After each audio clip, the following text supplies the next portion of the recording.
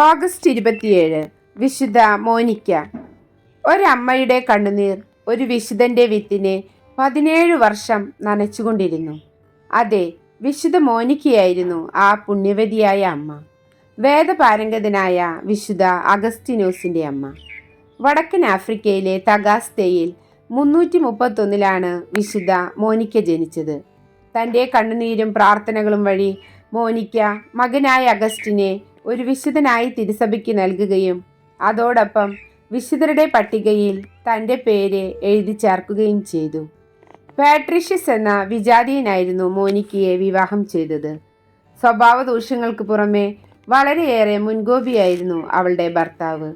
അദ്ദേഹത്തിൻ്റെ ഒപ്പമുള്ള ജീവിതത്തിലെ സഹനം വഴിയാണ് വിശുദ്ധയ്ക്ക് അപാര സഹനശക്തി ഉണ്ടായതെന്ന് പറയപ്പെടുന്നു. ദുഷിച്ച മനസ്സിനുടമയായിരുന്ന അമ്മായിയമ്മയും അവളെ വേദനിപ്പിച്ചിരുന്നു. എന്നാൽ വിശുദ്ധ ആ പ്രതിബന്ധങ്ങളെയെല്ലാം ദയയോടും സഹതാപത്തോടും പ്രാർത്ഥനയോടും നേരിട്ടു. 3 മക്കളെ നൽകി ദൈവം മോനിക്കയെ അനുഗ്രഹിച്ചു. നവിജിയൂസ്, പെർപെച്ചുവ, അഗസ്റ്റിൻ എന്നിവരായിരുന്നു അവർ. പാപപങ്കിലമായ ജീവിതം നയിച്ചിരുന്ന ഒരു മകനായിരുന്നു വിശുദ്ധ അഗസ്റ്റിൻ.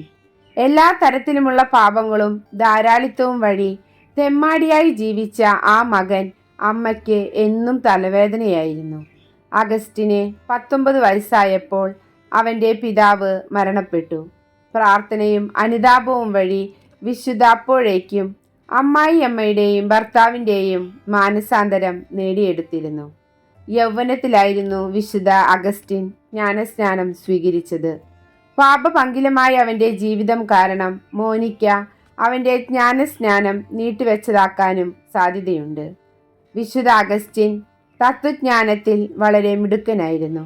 അറിവിനു വേണ്ടിയുള്ള ആ അന്വേഷണത്തിനിടയിൽ ഒരു കുഞ്ഞു പറയുന്നത് ഒരിക്കൽ വിശുദ്ധ അഗസ്റ്റിൻ കേൾക്കാനിടയായി.